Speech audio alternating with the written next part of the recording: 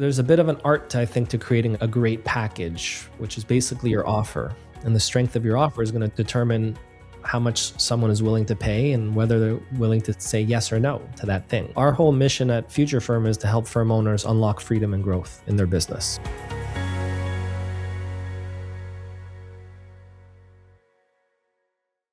All right, on this episode of Modern CPA Success Show, we've got another kind of people you should know, and we're going across the border today. So we have Ryan Lazanis from Canada. Ryan, welcome. Right before I introduce you, though, Adam Hale is my usual co-host. Adam, welcome. Hey, Tom. And Adam runs our VCFO division with Anders. I'm one of the VCFOs and have clients that I provide that service to. But back to Ryan. Ryan's a CPA, founded Zen Accounting, and then left that to start a company called Future Firm that we're going to learn a little bit more about today. Ryan, by way of intro, you want to talk about kind of what led you to start the first firm and then decide that you wanted to make this shift into coaching accountants and Future Firm? Yeah, absolutely. And thank you again for having me here. Really do appreciate that. Looking forward to our chat today. I started Zen Accounting as one of the earlier online accounting firms in North America in 2013. And the idea was really just to make accounting easy and pain-free for small business owners across Canada, across the country I'm living in. And, I had a ton of great ideas about what I wanted that firm to be. The unfortunate thing was I was a first-time business owner and I had no clue what the heck I was doing. The cloud wasn't really a thing back then. So I was like trying to learn all these new cloud tools and how to interact with people virtually, to make accounting a little bit more efficient, a little bit more accessible. And ultimately, I had to cobble things together from scratch, learning how to price, learning how to sell, learning how to market, learning how to build a team. I was able to kind of put those pieces of puzzle together, scale the firm up from scratch all the way to acquisition in just 5 years. What kind of led me into accounting in the first place? I'd say, my father was an entrepreneur. He owned a print shop.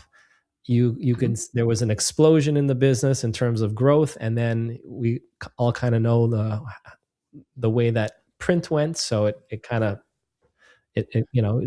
did not go well in the end. And he always kind of pushed me into learn a profession. It's something you could always fall back on if you ever get into business. So I got into accounting that way, and went through various firms, learning the ropes, and then started my own firm and started a bit of a different model. So that's kind of how I started my firm, and just wanted to do things a bit different from day one. That's great. Did you use the term online firm when you said you first started Zen Accounting? Yeah, I used it as an online. Okay. I used it as an online firm. An online accounting firm. That's how I referred to ourselves, and that's kind of how I pitched ourselves as being different from the others. Always wanted to position the firm as a bit different, but the main thing I wanted to do was eliminate the pain that small business owners had to go through when dealing with their accounting and their accounting firm. So, they hated getting a surprise bill in the mail. So how could we render that more painless? Well, let's give them fixed price packages that they can choose from so that they know scope and price up front. The team that I was bringing on board, they hated their timesheet. So how could we, remove timesheets completely from the equation? So anytime I observed the pain point in the firms that I was working at previously, I wrote that down and was determined to reverse those pain points when I had my own firm. Problem was I didn't really have a roadmap or a game plan, and I had to just go through it in terms of trial and error. And I made a ton of mistakes, which were very costly, very time consuming, and very expensive. But ultimately, it helped me learn the ropes and build a firm that I was able to exit a couple years after. We like to call that wisdom, Ryan. Wisdom with a couple more gray hairs along the way. Yeah, I always tell the team, I'm like, hey, calm seas don't make strong sailors. I forget who told me that, but I was just like, it's so true. And back in 2013, like you said, there's not a whole lot of people doing things online. And sometimes whenever I talk to firms, specifically in Canada, which kind of surprises me because I know that y'all use Xero a lot, which is, one of the first really made QuickBooks figure out how to go online. Really, they kind of pushed them into figuring that out. There was some resistance to more of that virtual presence. And I know it was a little bit of a struggle for us too, because we started doing it in like 2004, 2005, and virtual was kind of a joke at that point because it was a go-to meeting and the tools just weren't really there. And it was a little bit of a challenge for us. But did you get any friction, or had you seen that kind of evolve, over the last 10 years as you're working with other firms and helping them through, being able to deliver virtually as opposed to the traditional brick and mortar route? I mean, I don't see a ton of friction. I think maybe I'm in a bit of a bubble because I'm attracting like a modern kind of firm. That's what we're like, a modern kind of firm that's buying into that. And maybe the friction is more on the client side of things, if anything. Yeah. So definitely there's been some evolution there. I mean, when I first started my firm, it was an education process about working online and is it safe to work online? And I want to come in and sign papers with you and I want to drop my shoebox off. And if I connect my bank feeds to this platform, am I going to be hacked? So it was an education process then. And obviously times are a lot different now, but the firms that we're typically working with at Future Firm, like they've bought into this model. They want to adopt this model. They want to be efficient. And truthfully, I'm not pushing anyone to do anything. I had a fully virtual firm. We were remote, spread across the country. That's the model I like. But what we're trying to teach firms inside of Future Firm in our coaching program is to build the firm that they want.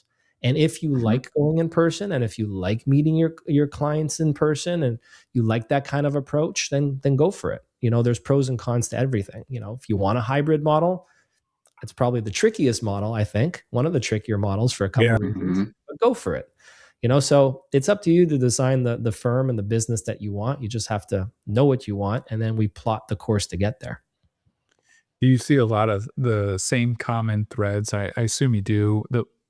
In terms of whenever you say build what you want, for that, like what does that process look like? Because I think that is it an easy process? Do people kind of know what they want, or do you have to help kind of coach them out of, like kind of tease that out, what they're actually looking for? I think we have to tease it out because I think we need to be specific. And that was the mistake I made with Zen Accounting. I was heading in when most people start a business, they started with the intention of, well, I'm going to make more money and I'm going to be more free. Okay. But how much money do you want to be happy, and how much time off do you want to be taking a year, and what do you want to be doing with your time? Like, we have to kind of define that because it's going to set the tone for the kind of business we want to grow. And I just started Zen Accounting, just okay, I'm going to start a business. I want to be in control of my own destiny, but I never really plotted out where I really wanted to take it. I just had this idea and I let it run with it. And it kind of maybe took me in some directions that maybe were counter to where I wanted to go. And, ultimately about 4 years in, because we were early in the cloud accounting game, other firms started reaching out to us and saying, hey, we like what you're doing. We want to partner, or we want to merge, or we want to acquire you. And then that got me thinking about, okay, what do I really want to do? And what is my purpose? And that was a very difficult decision about, do I continue with what I'm doing right now because it's growing, it's doing well, or do I head in a completely different direction? And it was probably the hardest decision of my life. But once I clarified my purpose and what I really wanted to do, the decision to sell was very easy. And I sold it to a corporate services firm based in the Isle of Man, which was a super interesting experience. I flew over there, I signed the deal, and I immediately started Future Firm afterwards to help other firms through their journey of building a more modern, scalable, more systematized firm. And I promise you, I was going somewhere. With you had asked me a question, and I was kind of leading into the answer, and I totally forgot. Well, I was just, I just think that for some people, I think it starts exactly what you said. I want freedom. I want to control my own destiny. I don't want to work for other people. But as you know, like I had, I think it was a really close friend of mine. I remember him calling me up one night. It was probably, I don't know, it was like 10 o'clock at night. And he's like, and he goes, man, I'm just now getting off of work. He ran a retail shop or something. And he was just like, I started this business because I wanted to be my own boss. Yeah. I go, yeah, no, it makes sense, man. And then he goes, yeah, but what I realized is everybody that walks through that front door is my boss now. Now I got 10,000 bosses. Yeah. So there's like this world where there's like this shift if you're not really super intentional. So that's what I was curious Yeah. is like, And where I how was do you, going with that is it kind of helped me see about like, okay, now I'm going into another business, a second business, and let me start by being crystal clear about what I want the end state to look like. What do I want my life to look like? And then I just need to reverse engineer the plan to get there.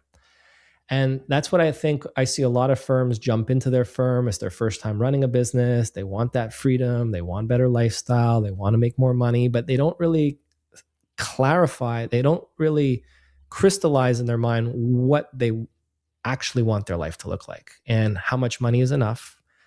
Again, how much time off per year you want to take. What do you want to be doing with your time? So I think that's one thing that we do is we help them get crystal clear about what they really want. And then we help pave the path to get there. Because a lot of firms, maybe they're making the money they want already. It's just a question of like optimizing their workload a little bit better, not the money side of things. So I think like that's one of the things that is important for me is starting with the end in mind and then reverse engineering the plan to get there. yeah. I mean, I think what you said is important there, especially whenever you're starting out. I remember whenever we started our practice, I mean, man, we probably did work 80, 100 hours a week, for a while because you're everybody to everything, Yeah. just trying to find your own way. So, and we made a ton of mistakes as well. So there's no question, but I think we learned from every single one of them. So those were good. But I think that's great advice to kind of, because that's exactly what we do for our customers. So you're doing it specifically for the CPA firm and Yep. the accounting world. That's what we try to bring to our clients. I agree that lack of intentionality is one of the biggest missteps of most small business owners is they just think, hey, if I work really hard or I do this thing and that I'll achieve these kind of things. And that's just not possible without some kind of concrete vision. So Yeah. do you find that a lot of people are they kind of already in that? Are there a lot of common themes though in terms of helping to set people up with this? I can't imagine that you haven't seen it all 100 times, I guess. Sure. Yeah, I mean, you talking about common themes about like issues that are happening in the firm that they need help with, or common themes around like how we clarify the vision. How What you do you? clarify the vision? I mean, I think the firm because they're gonna kinda be interrelated to some degree because I think that, the issues are probably everybody can probably sit around and have a beer with somebody and call out the same 5 issues, but in terms of, like, the solutioning around that, are there some themes or some ways to kinda get started with trying to crystallize that? I'm a big fan. I don't know if either of you are into the whole EOS traction model. Sure. Yeah. Yeah. So I think it's a good model. And I don't know Hmm. if we necessarily need to reinvent the wheel. I think like there's a good framework there and there's like some modification, like anyone that I know that uses, there's a couple camps from the EOS and traction model. You stick very rigid to it or Sure. you apply some modifications. I'm kind of in the camp where you can play around with it a bit. But that was a very important book for me early in my career about getting clear about like the vision. Like, what do we want our business to be? Who do we want to have in our business? What kind of clients? What kind of people? What are our values? Like a lot of firms just kind of skip through this stuff. A lot of them think it's not super important. Some of them think it's kind of cheesy to like have some core values in place or even to like put some time into that. Or they might think it's a waste of time because they have fires they need to put out. And really, that's the foundation of it all. That becomes our filter for everything in the business, right? So, why are we doing what we're doing? Who do we want in our firm? What do we want our values to be? Where do we want to take our firm? I think these are core things that need to go into establishing a vision for the business. Hmm. And what I apply is kind of taken from that traction approach. So I'm not sure if that kind of answers your question. Yeah. So you do recommend kind of an operating system in that regard. I Mhm. mean, don't get me wrong, like I was the guy that whenever I'd see the posters on the wall with all the catchphrases, I'd be like, "Oh my gosh." And Yeah, whenever we don't want that. I'd hear about core values, I'm like, "Oh, here Yeah. we go." We don't But want a poster that says innovation behind you, right? oh wait, hang on, let me cover my notes. And so, yeah, it's like I get it, and it took me a little bit to realize you're exactly right. It becomes that filter, and it becomes kind of the guiding light for us.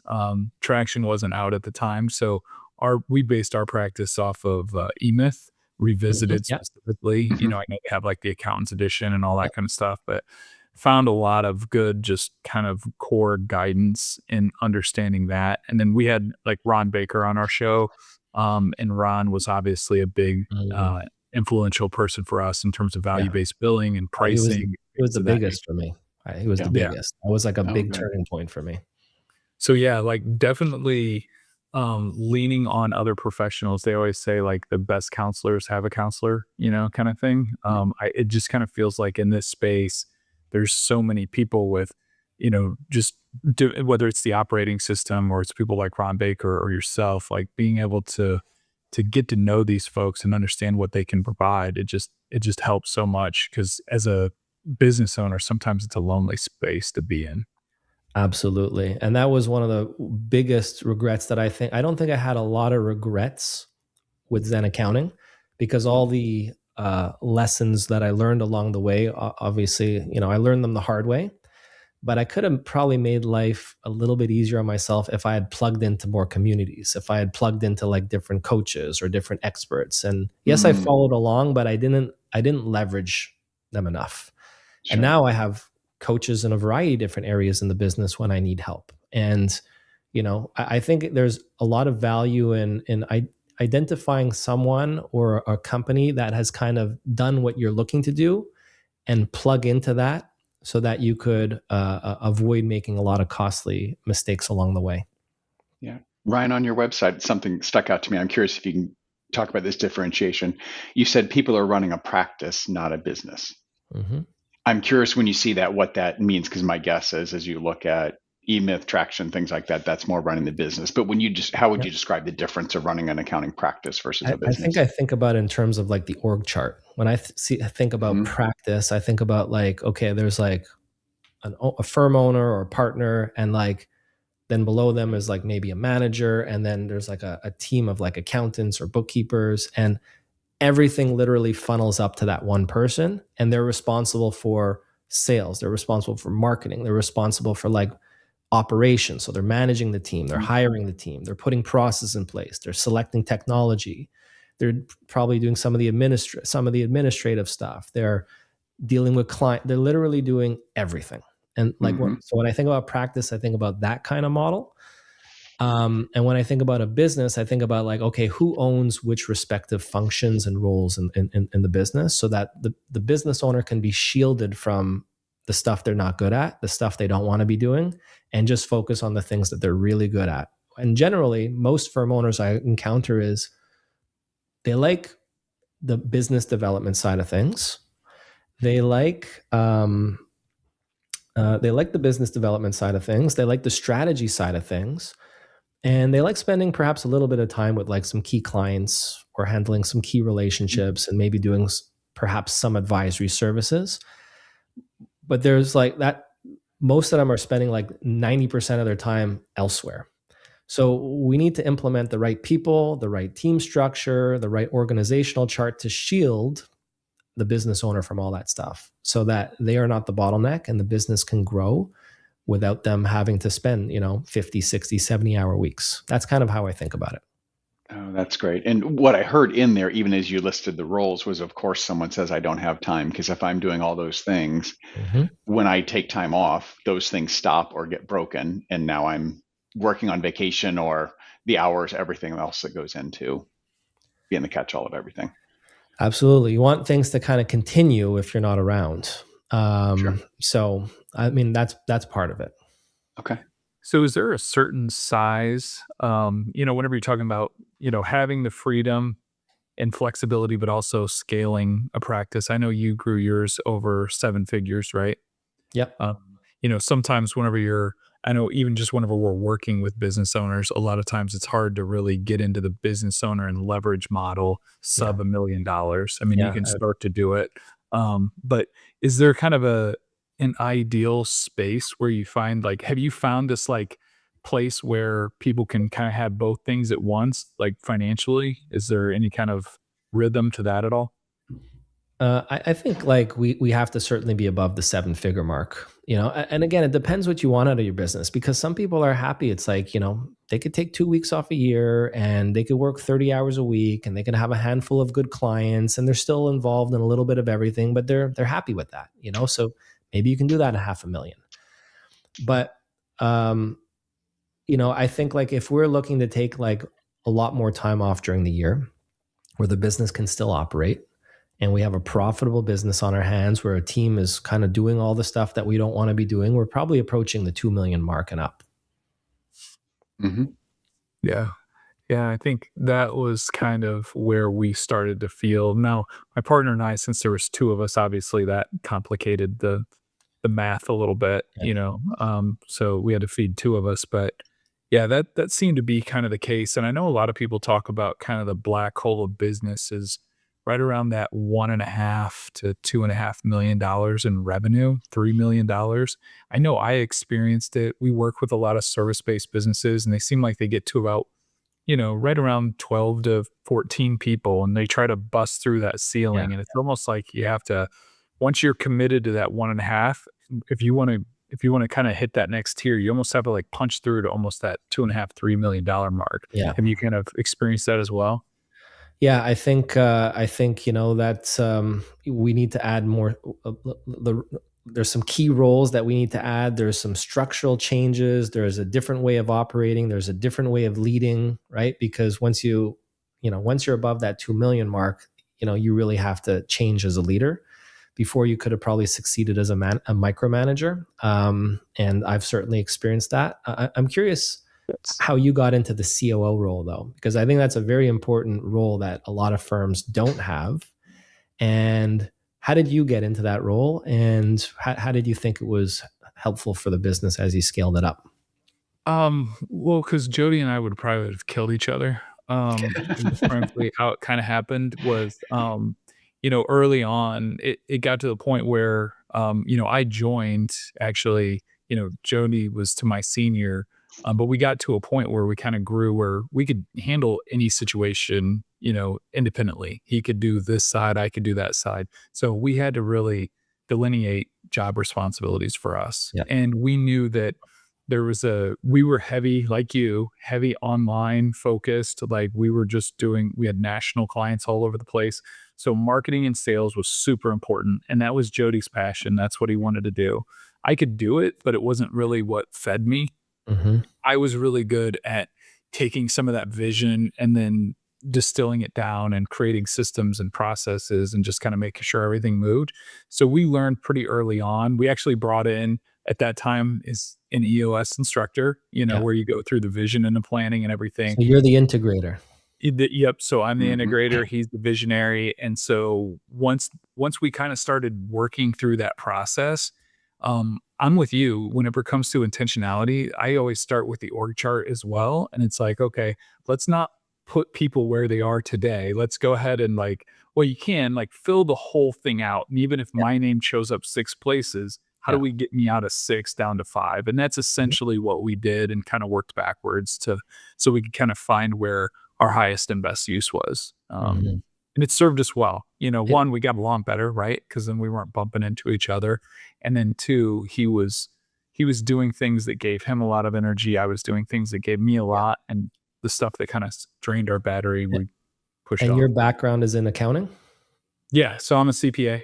Okay. So we were both tax, Yeah. small accounting So firm. most CPAs, so that was very fortunate, I think, for you guys, because most are not like, I'd say most of the firm owners I see are skewing more to like the visionary type, the sales, Mhm. business development, and like that COO role, that integrator role, I think is absolutely key. So you had a Mhm. good dynamic that obviously worked out very well. Yeah, we definitely our yin and yang served us well over time. So I agree. I mean, I'm with you though. The EOS model just conceptually makes a ton of sense, and we take the Frankenstein approach as well. We don't completely drink anybody's Kool-Aid. Mhm. We kind of have to mix stuff together. But I agree. yeah, it was definitely a process for us. Um, but And yeah, so it just seems like a lot of folks, do you talk through and helping them build? Are you also going through things like, uh, managing the staff. And as you mentioned, you kind of have to change how you manage people whenever you do that. Is that part of your kind of process and coaching that you go through? It is. It's becoming more important. I think like our coaching has skewed a little bit. Like I think in the earlier days we were attracting like a lot smaller firms. We're talking about like startup firms, like firms at 100 grand. Like we're still not like we're not coaching 8-figure firms. We're coaching firms that are like at the 500,000 mark to like 1.5 million that want to get to the next level, that don't want to be the bottleneck. So that's kind of our sweet spot. But I think like a big theme is accountability, right? So making sure the team, like the firm owner often complains about the team not being accountable. And I think a lot of this comes down not to the not to the team or the employees, but the leadership, the way that how expectations are being set, the appropriate context, defining the roles adequately, setting the right expectations. So that's kind of where we help when it comes to setting the team up to be more accountable so that they're owning their roles. And so it's not all funneling over to the firm over. So I don't know if that's what you're asking, but that's a big part of what we do. Yeah, I mean, I can just, we are obviously in the people business. We serve people, and we have people on our team. And I think one of the hardest things that you see is, there used to be that old mentality with CPA firms anyway, where it's like you just waited until the last partner left before you could hit the door. Yep. And definitely in the smaller firms, you don't want that. But because you're working with small business owners, they have a tendency to work that 60 or 80 hours a week, and they put that in with the rest, it becomes part of the DNA of the rest of the company. And then whenever they see people that are wanting to work 40 or 50 hours a week, they're like, well, hey, I'm putting in 80. It's like, well, you're also the owner, you know what I mean? And you're building something, and you kind of have to work through that. So it just, people management is one of those things that I think that everybody has to continually work at and focus on, and just give people a little bit of grace. So I just didn't know if whenever you're approaching it with that intentionality of like, hey, here's where you're going, it's going to take good people in order to help you get there. And I think part of it. Typically, the firm owner, they're not good at that in that area. They don't want to, they don't have an interest in that area. I think there's some leadership skills that they do need, but I also think that they need a COO or even a fractional COO to jump in and like handle management to the team. So that's kind of like what we recommend is there's an operations layer that needs to be tackled. And if you're not interested in it, it's not your strong spot, and you don't want to get involved there, then you need some people that's going to step in and handle that. Yeah. And like you said, like for us, whenever we were in that hybrid, we started off brick and mortar, and then we kind of went hybrid, and then we went fully remote. Hybrid was definitely the most difficult space. I agree. For sure. Are you finding that most firms that you're interacting with these days, are they generally all remote or kind of a mixed bag, or what are you seeing these days? Most of them are that we're dealing with are mostly remote. They might have some hybrid as well, but a lot of them are pretty remote. And main shift after COVID and pandemic shutdown, is that do you find a lot that said that's when team went home during that time and said this is good, or not? Looks like not on the look on your face. I'm not sure. I've not really tracked that super well, but I would assume that it obviously trended starting at that point. So I mean, yeah, most of them are pretty remote from who we're dealing with. Okay. Yeah. I mentioned that several of our clients at the time that they could go back to the office, they were like, don't think we need an office anymore, and we'll go ahead and ditch that. That was one of the things that pushed them. Ryan, if we switch over, you teach a 6-step system, and I was interested that the first step for you is standardized packages. In our VCFO course, playbook course, one of our first steps that we have, I think it is the first step, is define your service offerings. Yeah. So interesting that they're so similar. When Adam and I coach people, it's fairly common that someone's going through the whole class and they start asking us questions around marketing and things. And we're like, well, did you define that? And they haven't, and they have a really hard time. And I'm curious, why do you think people have such a hard time? And maybe you don't see that, but do you find people have a really hard time standardizing packages?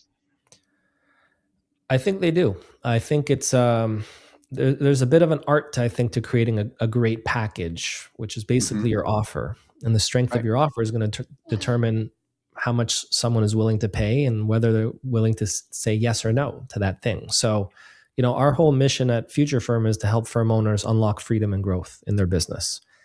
And I think like one of our typically speaking, one of our first steps is figure out how you can package so that we can price better, so that we can reprice your client base, bring margins up, so that we can then be in a better position to hire better people to eliminate you from being the bottleneck.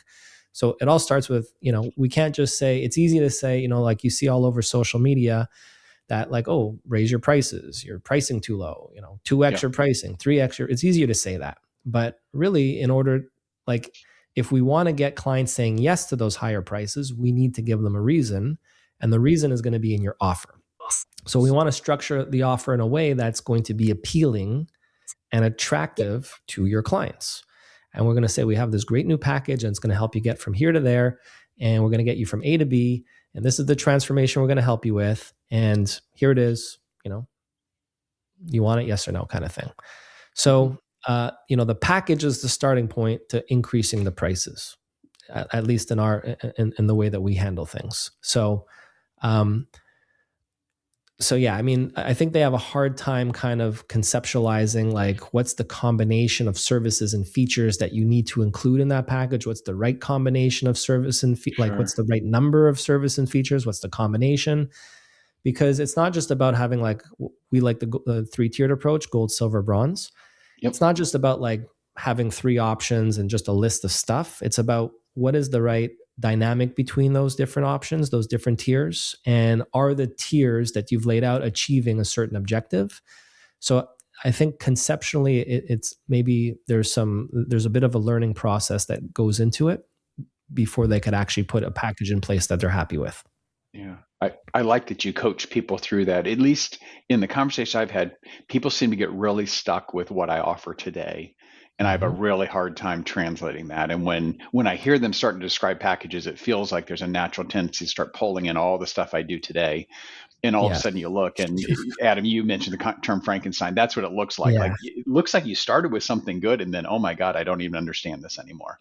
And I think what they're often missing is that they're looking at the package in terms of like what they do, which doesn't necessarily translate into what the clients want. So sometimes like I'll come across a package. It's like, okay, like we do like bookkeeping, we do monthly bookkeeping, and then we do reconciliation of your credit card. Like these are all things in the package. And then what we're going to do is monthly depreciation of your fixed assets. And we're going to do monthly review of your intercompany loans. And I don't know about you guys, but I've never had a client come to me and say, you know what, I'm coming from this accountant and they're just not doing the monthly depreciation of my fixed assets. So I want that in my package, please. Please put the monthly depreciation in my package. Like we're listing a checklist of what we do in a package, which has zero value to the client. And we just need to reframe things. So the package is like a sales document. It's not a list of what you do. It's a sales document. Yeah. I've heard you say some really, kind of buzzwords right now that really land, which is, I heard you say transformation, outcome. So I'm guessing kind of the next step is then whatever you're kind of thinking about pricing and articulating that. I know you do a lot with like fixed pricing, but how does from your perspective, how are you differentiating between fixed pricing and value-based pricing? Well, value is what I recommend in almost all instances. To like the more boutique firm, I'm going to recommend value pricing. The firm that's doing volume and needs like hyper standardization, then we're going to go fixed. And value pricing is obviously when we're pricing the unique situation. And fixed pricing is when it's like the same service, no matter who the client is, it's going to be the same price. I'm almost always recommending a value-based approach. Mm-hmm. Yeah, it's got to be. So are you articulating that in their sales packages with like ranges, or how do you typically do that? So like when they advertise the packages, like perhaps on their website, like do we show prices? Do we not show prices? That kind of thing. Yeah. There's a couple approaches there. So the approach that I took at Zen Accounting was to showcase like, here's like 3 of our like more popular packages. Like here's the gold, silver, bronze. And like, like what we're going to do is we're going to take you through a process to understand like where you fit in that range. and we're going to come to you with like 3 custom options, but like it's still going to fit in that range. It's still same formula, but we're just going to like modify some of like, we might provide hybrids as an example, right? But like the bronze is like, this is the minimum that you can expect because we don't want any client below that. And gold is like the upper level of our sweet spot. And then you're going to fit somewhere in here, and we're going to make you a package that works for you, and it's going to be custom priced. So we didn't advertise prices on our website, and I think that works. I think that works well. I think not advertising prices on your website. What we did is when they contacted us through our form, then we set expectations about starting prices, which kicked out like the very price sensitive clients from actually joining the call. Okay. So we collected the most amount of leads possible and then set expectations once we've captured the lead. Smart. So that we didn't advertise prices on our site, and most instances I'd suggest perhaps not to, or you could put starting at prices, but most people don't see the starting at language. They just see the price, and sometimes we're pricing too low, and then we're filling our calendar with like, super price sensitive clients that are not going to join us anyway. So those are like the different kind of approaches. Or you can just put this is the fixed price, but that only works very well if you have a lot of volume, in my opinion. Now, I know you said you're not really focusing on timesheets, or at least you're not, you're not an advocate for timesheets. I know it's the bane of the existence of everybody in our profession. Like everybody hates it. So how are you working with firms to help them kind of, one, understand what pricing they should charge, just to make sure they're profitable and all those kind of things. And I know they're not necessarily the exact same thing, right? Because if it's a true value-based billing, it might not be very valuable for that particular thing. But how are you addressing that? Because I'm sure there's that's the problem, I guess, with value-based billing is it's so subjective. And you still got to measure kind of your profitability. I think you can do it up front. I think we're dealing with firms that are like, it's not their first rodeo and they've been doing this for like X amount of years. And there's time estimates that I think you can attach to. How long does it take to do 100 transactions per month of reconciliation? How long does it take to do a tax return? How long does it take to do like, a quarterly budget where we're updating the budget quarterly? Like I think we can be conservative with our estimates. We can make some time estimates. We can assign those estimates to everything that we have in our package, including support during the year for the client, and we can come to a reasonable expectation of profitability per package. So my approach is have a discussion with the client, understand what the value drivers are, attach a price. What is the most we think they're willing to pay for this package, which still makes sense for the client, which still has an ROI, and then do a little quick and dirty costing analysis after the exercise after that. Worked pretty well for me when I was running Zen. Like it's never going to be 100% accurate, but neither is a timesheet either. And, so is using time-based estimates. Yeah. It just, as you scale, obviously the complexity there gets more and more because you're, having to make sure. So I just didn't know if there's certain metrics that you look at, like revenue per head count or. And I think like above a certain size, it would make sense. Like if I was, I grew Zen to about $2 million. Okay. So we're not dealing with a huge firm with a huge team with like a ton of complexity. And I think if we probably moved to the next level, maybe we would have reintroduced timesheets just from an internal standpoint, not from a pricing standpoint. I'm not like totally opposed to this. It worked very well for the size of firm we were. It served our purpose. We were able to advertise in our job posts, no timesheets, which people absolutely love. So there's a lot of benefits to it. But if we started growing further, we probably would have needed to add a little bit more standardization. And there is an argument for timesheets. I know a lot of firms that like were completely adamant that we don't want timesheets for any tracking purposes whatsoever. And then they move back to timesheets after they reached a certain size. So I think there's perhaps some argument there. But again, we are coaching firms below a certain size. So no, whether they want timesheet or not, like I'm not there to push them in any direction. Yeah. Well, I mean, we've been nice. Like Tom, we went from making you track every 3 minutes to 6 minutes. So we really appreciate that. we do the quarter of the hour, and I agree. Like timesheets are loose. for us. And I know we've had this conversation and debate, and I do think there are other ways to validate whether or not you're profitable. And at the end of the day, we don't use the timesheets to price out customers either, at all.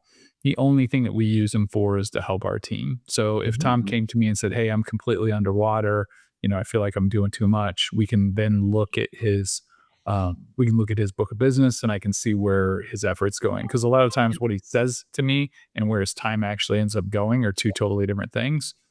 So the client he really likes, he's spending a ton of time with. The client that he's saying is causing all the problems isn't really related to time. So that, one, it just kind of helps that.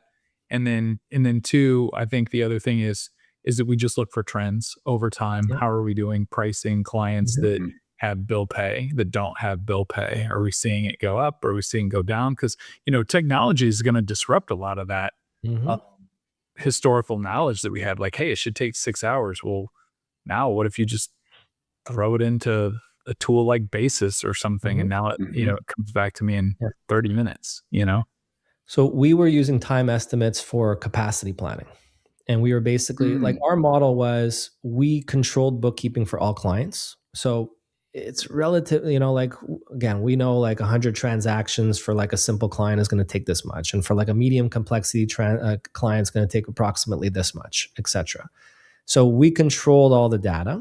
And then, how long is the tax return going to be if we have clean books? We're not cleaning up books. We know what we're getting into. How long is a financial statement going to take? How long is this report going to take? So we would basically have all of our tasks in our system. We would apply time estimates to all the tasks, be able to model out like month by month what our available capacity is compared to our required capacity. And then we'd be able to see and make adjustments to that throughout the month. And we can see where people are kind of like, who's constantly trailing, and do we need to be hiring? Like, we'd be able to see ahead of time, like when we needed to hire. So we use that as a tool. Again, it wasn't perfect, but I'd say it was pretty important how we managed capacity, kept everyone's workload in check. We never had crazy busy seasons. We never had the nights, the weekends, that kind of thing. So I think it served us quite well. Yeah. Did you do a lot of change orders, or was it just kind of use it or lose it for the most part? In terms of like if there was out of scope stuff? Yeah. Just were you big on change orders, or do you just kind of figure it'll work itself out over time? Well, if something's coming to us out of scope, then we're gonna have that discussion with the client, and we're gonna price it extra. And I mean, the principles that I generally apply to business is the principle of reasonableness. If someone comes to us and it's like, I don't want to nickel and dime people. I think we were charging good money, and I don't want to nickel and dime. Like if we have a very good customer and they need like a little form filled out and it's going to take us an hour, and it's like, are we really going to ask them for a couple $100 kind of thing? So I don't want to nickel and dime. But if there's like an audit that has to take place, or like we're going to price that up front. We're going to let them know that there's a change in scope, and that if they want us to do it or not, and then that would factor into our capacity decisions as well.